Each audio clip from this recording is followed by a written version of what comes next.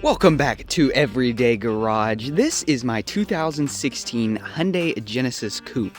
Picked it up about a month ago, and this is actually my daily driver. I'm going to be driving it just as a daily car because all of my other cars will probably break down on me eventually.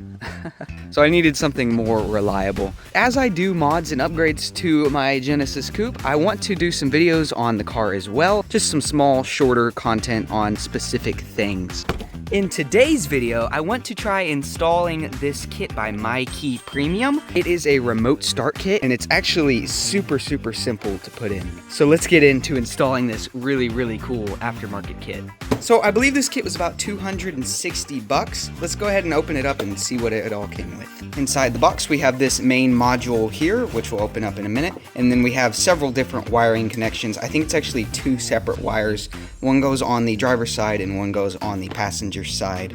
So we have these three main pieces here, the computer itself, and this is the wire that intercepts the push button start. And over here we have this other wiring loom that runs into another black box. Don't ask me what all these black boxes do. I don't know, I just know that this is supposed to work, and I'm gonna show you how to plug everything in properly. So for the first step, you wanna come into your driver's side here, and with a Phillips screwdriver, go ahead and take off that screw right there. Now that that screw is out, you can just very gently pop this entire trim piece out.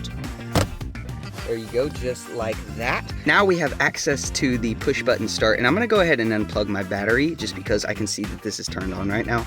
And I don't want to unplug something and break something. So I'm going to unplug the battery, and then we're going to unplug this connection behind the push button start. Now that I have the battery unplugged, I'm just going to disconnect this little attachment right here. That very easily popped right out of place. Now we're going to take this cord that came with the kit and just intercept that wire. So one end is going to go into that wire right there, and then the other end is going to go into the button itself. And once you get those two ends plugged in, go ahead and push this back up into place, and we're done with this side.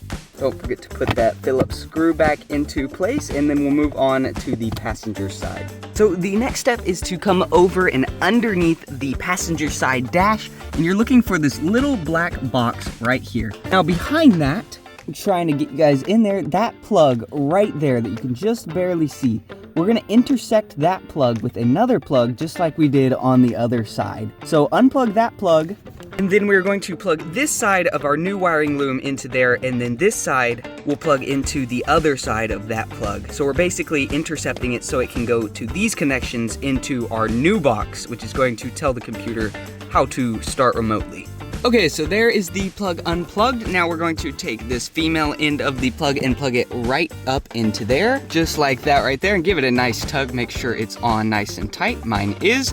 Now we're just going to connect this side right where we just unplugged that one from, and that will be that portion finished. So there is the new plug plugged in. Now all we have to do is plug it into the new computer box, into these two connections right here, and that is what your connected box should look like. Now, one more thing to mention are these little switches right here. I'm putting on screen now what it should look like for each of your models, whether or not you have the BK1 or the BK2. And I have the BK2, so mine is set up perfectly correct. Now, I'm just going to leave things right here loosely connected for now, and plug back up the negative on my battery cable and test this thing out. Let's see if it works. Okay, let's see if it works. You're gonna take your key fob, make sure it's locked first, and then hit the lock button 2 times. It works! That is so awesome. Now if you want to turn your car back off, do the same thing. Hit the lock button twice with a small space between. 1, 2, and it turns off just like that. This was so cool. So stay tuned for more videos on the Genesis Coupe. I'm sure I'll be doing more mods in the near future. If you did enjoy this video, please hit a thumbs up and subscribe if you aren't already, because more awesome content is coming your way. All the links are down in the description below. I hope you guys enjoyed this video, and I will see you next time. Later.